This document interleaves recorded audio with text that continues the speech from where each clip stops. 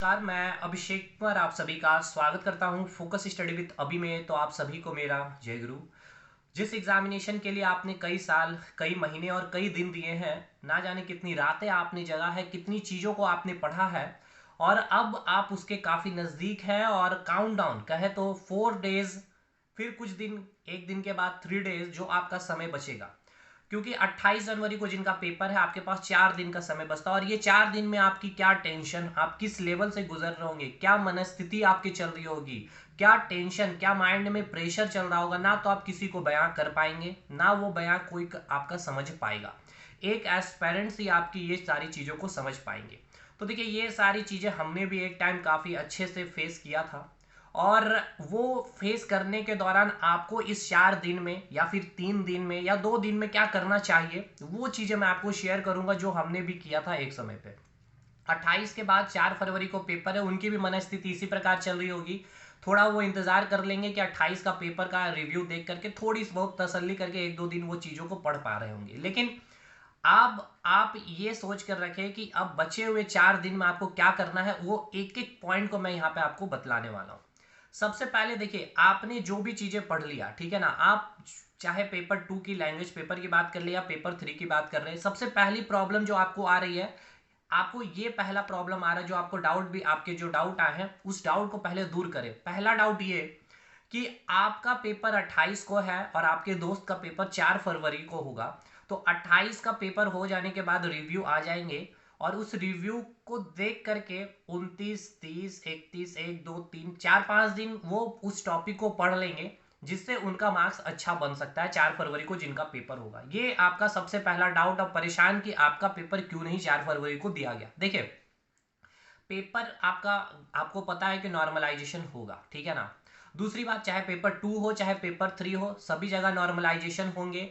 अब ये नॉर्मलाइजेशन कैसे होगा, क्या नहीं होगा, इन सब चीज़ों को आप आयोग के ऊपर छोड़ दें, ठीक है ना। पहली बात ये, इसको लेकर के अगर आप 4 दिन सोचते रहेंगे, परेशान होते रहेंगे, तो आपको जो 28 जनवरी को जो अपना आउटपुट देना था वो आप दे नहीं पाएंगे।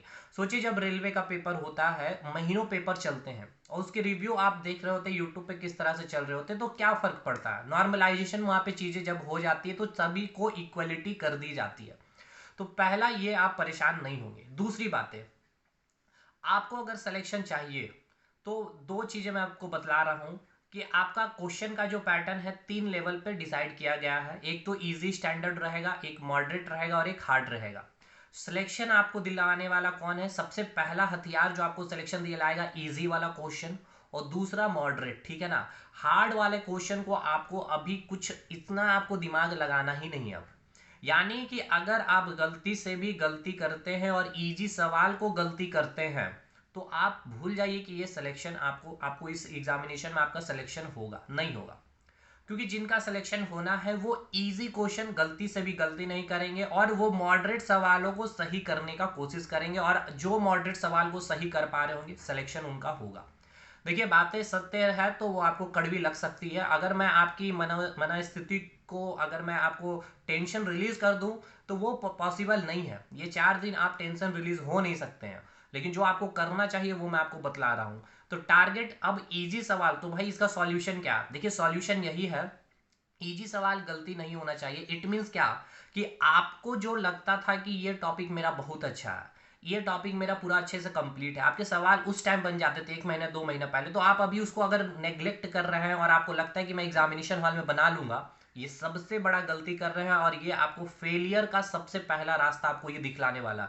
इसीलिए बचे हुए 4 दिन में आपको वो सारे टॉपिक कवर करने हैं जो आपको बहुत ईजी लगते थे, या आपके सारे स्टूडेंट्स को इजी लगते थे, जो आपको पूरे याद थे। आपको ये 4 दिन में उन सारे टॉपिक को कवर करना है, ठीक है ना। उसको मिस आउट नहीं करना, क्योंकि अगर इजी क्वेश्चन आप गलती किए तो यकीन मानिए आप इस रेस से बाहर होने के लिए बहुत अच्छे से तैयार रहिएगा, ठीक है। अब मॉडरेट सवालों का आपका कंसेप्ट, आपने जो चीज़ों को समझा है, जो काफ़ी विस्तार से चीज़ों को समझ करके कंटेंट रेडी किए हैं, या कहीं से भी चीज़ें पढ़े, तो आप उस मॉडरेट सवाल को आप बना रहे होंगे, आपका सिलेक्शन फिक्स है भैया, ठीक है ना। टॉप करना है, हार्ड क्वेश्चन को आप फिर बना रहे होंगे।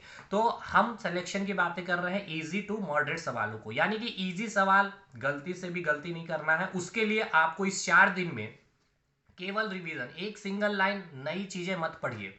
अगर आप रिवीजन में आपका लैकिंग चल रहा है, कोई टॉपिक छूट रहा है, कोई पार्ट छूट रहा है, तो उसको छोड़ दें इस 4 दिन में।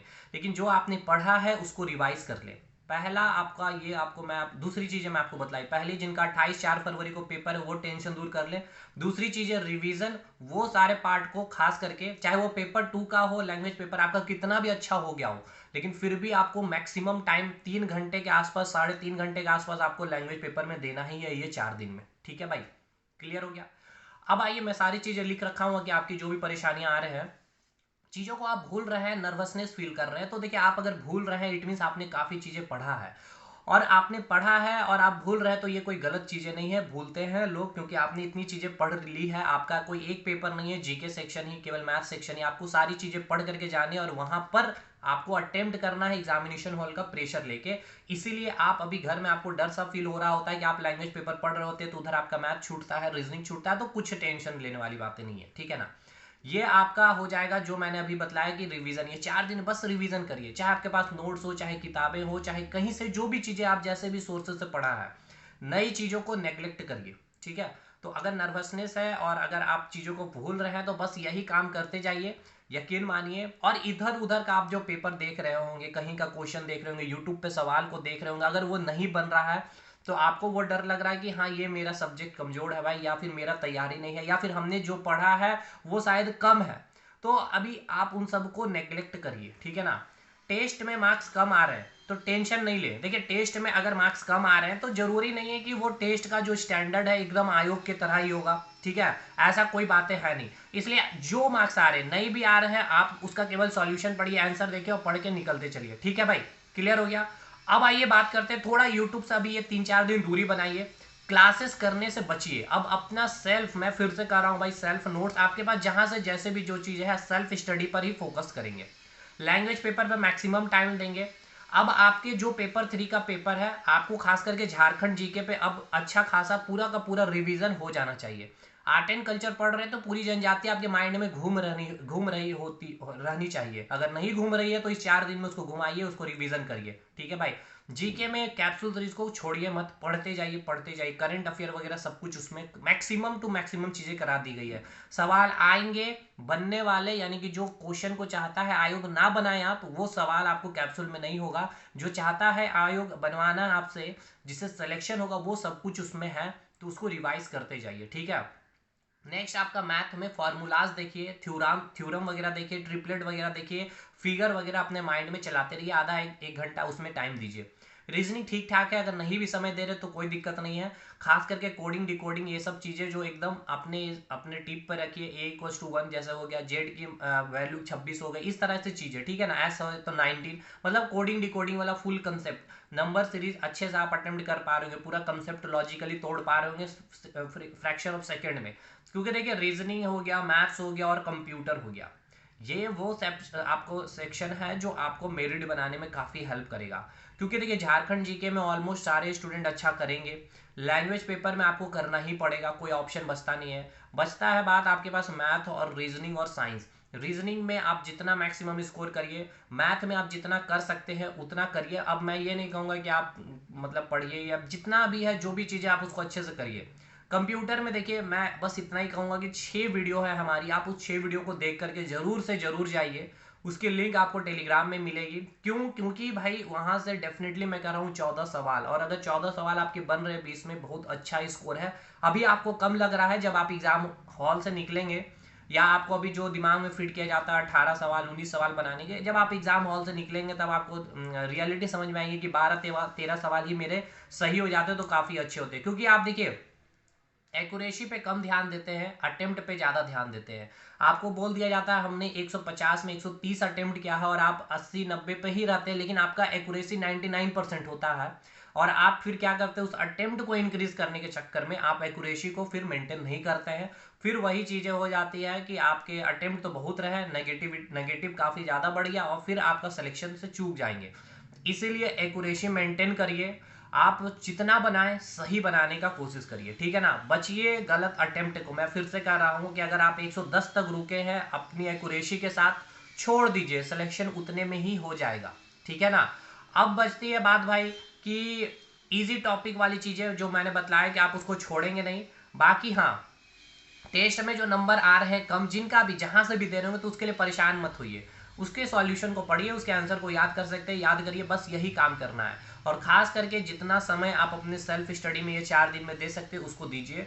चीज़ें जितनी इजी है उसको रिवाइज करिए। मैं अभी देखिए, अब हर सब्जेक्ट में जाकर मैं ये नहीं बोलूँगा कि आप इस टॉपिक को यहाँ पे ये चीज़ें पढ़ लीजिए, वो चीज़ें पढ़ लीजिए, कोई मतलब नहीं बनता है, और ये अब भी समय भी नहीं है।